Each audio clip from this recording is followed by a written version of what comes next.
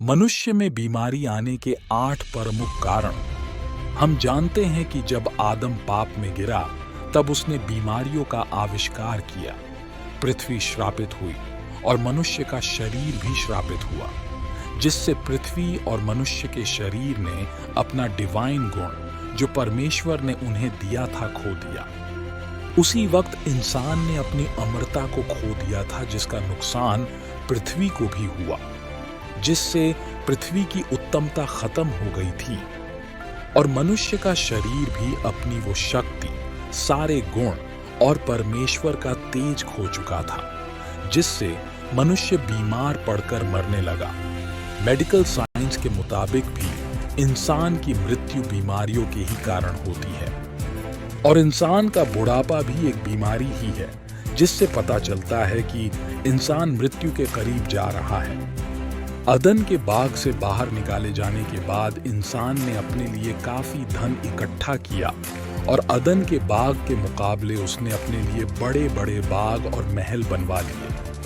फिर भी बीमारियों ने इंसान को कभी भी खुलकर जीने का आनंद नहीं लेने दिया और न उसे कोई अदन की धरती के गुणों वाली जगह मिली। मनुष्य में बीमारी आने का सबसे बड़ा कारण खुद इंसान ही बना और जैसे जैसे धरती श्राप के कारण कमजोर होकर अपने आखिरी पड़ाव पर बढ़ रही है, वैसे वैसे नई नई बीमारियां धरती पर पनप रही है और मनुष्य भी इन बीमारियों के कारण अपने आखिरी समय में जी रहे हैं।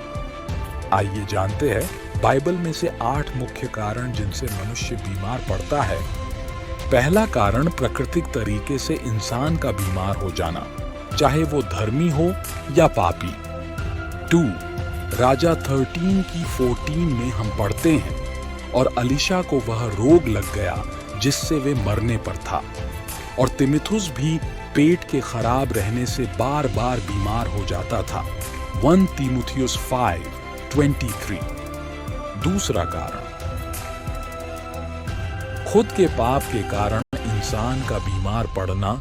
यूहन्ना 5:14 में हम पढ़ते हैं, यीशु ने एक व्यक्ति को चंगा करके कहा, देख, तू तो चंगा हो गया है, फिर से पाप मत करना, ऐसा न हो कि इससे कोई भारी विपत्ति तुझ पर आ पड़े।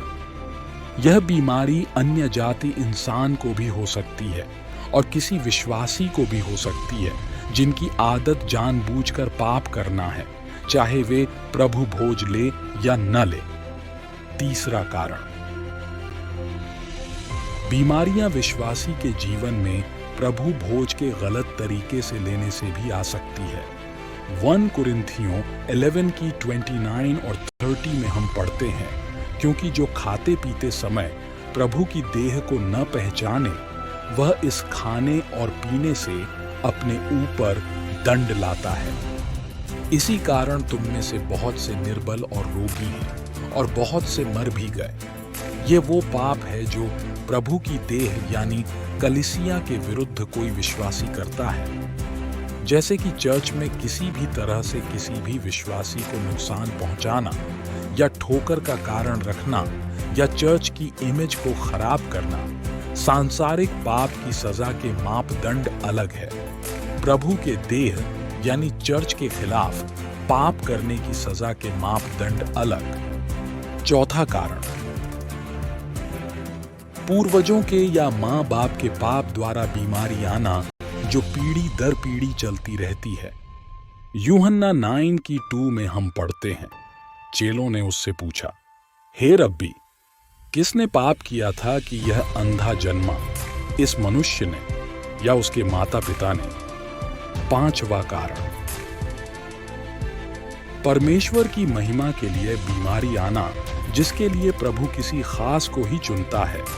यूहन्ना 11:4 और 5 में हम पढ़ते हैं, यीशु ने कहा, यह बीमारी मृत्यु की नहीं परंतु परमेश्वर की महिमा के लिए है, कि उसके द्वारा परमेश्वर के पुत्र की महिमा हो। और फिर हम पढ़ते हैं कि जब लाजर उस बीमारी के कारण मर गया, तब प्रभु ने उसे 4 दिन बाद मुर्दों में से जिंदा कर दिया, जिस कारण उस काम के द्वारा परमेश्वर की महिमा 2000 साल बाद आज भी पूरे जगत में हो रही है। छठा कारण, कुछ बीमारियां शैतान द्वारा भी आती है। लूका 13 की 11 में हम पढ़ते हैं, और देखो, एक स्त्री थी जिसे 18 वर्ष से एक दुर्बल करने वाली दुष्टात्मा लगी थी, और वह कुबड़ी हो गई थी और किसी रीति से सीधी नहीं हो सकती थी। आज कई लोगों को शैतान ने ऐसे ही बीमार कर रखा है जो पाप में जीवन जी रहे होते हैं। सातवां कारण, यह बीमारी तब आती है जब किसी विश्वासी योद्धा के जीवन में परीक्षा होती है।